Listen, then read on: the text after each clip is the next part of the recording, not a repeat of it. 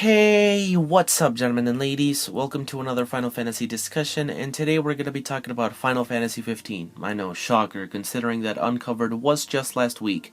But today, more specifically, we're going to be talking about how the combat has changed since back in the Versus days to the 2013 trailer, Duscae, all the way up until now with the Platinum demo, so let's get started. The first time we really got to see gameplay for this game was in 2011, since the earlier trailers were either just pre-rendered or in-game cutscenes. 2011 saw the debut of the game's first proper gameplay trailer.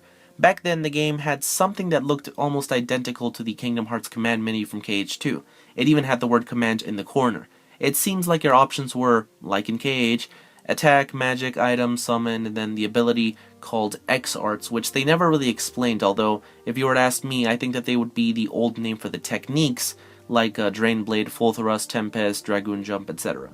It's kind of weird that these were an option in the menu, especially considering them now, but, well, there it is. And as for the HP bars, there was really nothing too special except for the fact that the party members seem to move along with the battles, which is something that I guess Nomura has wanted to do for a while since he did try something similar in Kingdom Hearts 3, but it doesn't seem, to me personally anyways, to have much purpose. It just looks more annoying and hard to see than anything else. Also worth pointing out is that you could see your experience in the middle of gameplay, which I don't think that you can do in any other version of the game, but it does seem kind of useful. And at any given point there was only 3 of the 4 party members in battle with you, making me think that originally you were only able to have 3 people on screen at once rather than the 4 that we do now.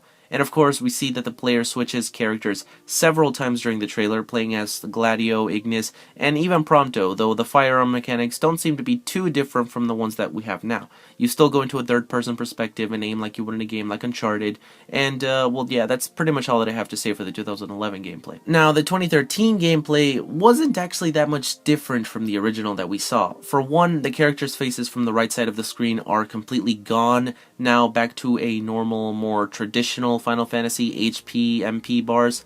Where we see the most change though is in what was previously the command menu of the game, which was then replaced with a simpler menu that only has 3 options: warp, attack, and link form.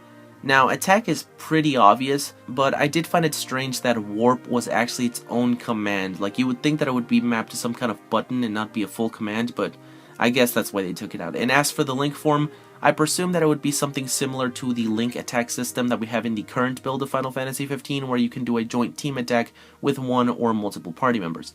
And speaking of party members, it seems that even at this time you can only have 2 besides Noctis on screen at once, since we only ever see 3 at the same time. And it is also worth pointing out that we don't see the player switching characters at all in this trailer, so we can speculate that that feature had been taken out by this point. Gameplay still looks largely the same, very action-packed Kingdom Hearts style, with the exception of the weapons at the bottom left corner.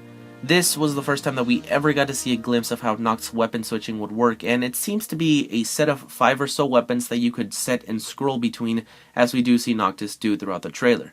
They especially made more of a big deal about the weapon switching and warping in this trailer, since they were both things that we had seen since way back when in the pre-rendered trailers in 06, but we hadn't really seen in action in-game up until now. Pretty much the next time that we saw Final Fantasy XV, it had been completely overhauled in the year and a half since Tabata had started taking over the project.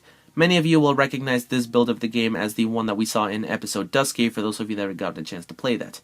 The UI looks largely similar to that of E3 2013 in terms of the right side, and you'll notice that this doesn't change that much from now on, but the left side is a completely different story.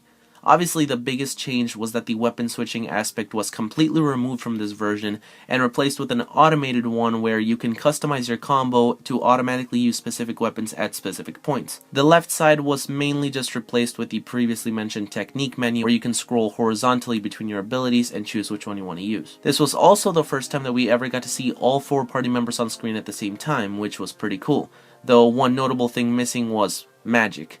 We are unaware of how magic was going to work in this version of the game, and to be honest, we probably will never know since they're not using this style anymore, but it is worth pointing out. And one thing that did use magic though was the automated defend function, which you could basically just hold down one button to dodge pretty much all attacks from enemies while your MP depletes.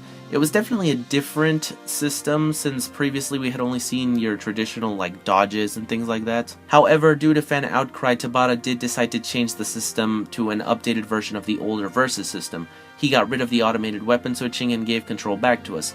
At Uncovered Final Fantasy XV, we finally got to see this in action, and they decided to go for a system completely mapped to the D-pad, being able to switch between the 4 weapons at will, which is different from the scrolling seen previously back in E3 2013.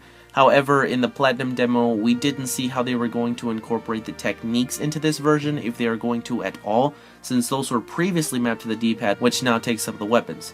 So we'll see what they end up doing. This version also keeps the hold one button dodge, but it is noticeably different in this one as it seems to require better timing and you can't just abuse it and expect to be invincible the entire time. And that's pretty much where we're at today. I mean, the Platinum demo literally came out last week, so there's not much else besides that. It's always fun to go back and see some of the older trailers for a game and how it's evolved and changed throughout the years, and let's hope that all the changes to Final Fantasy XV were for the better. Either way, that's all that I have for you guys today. I hope that you guys enjoyed. If you did, be sure to blitz that like button, subscribe, and as always, stay tuned for all things Final Fantasy.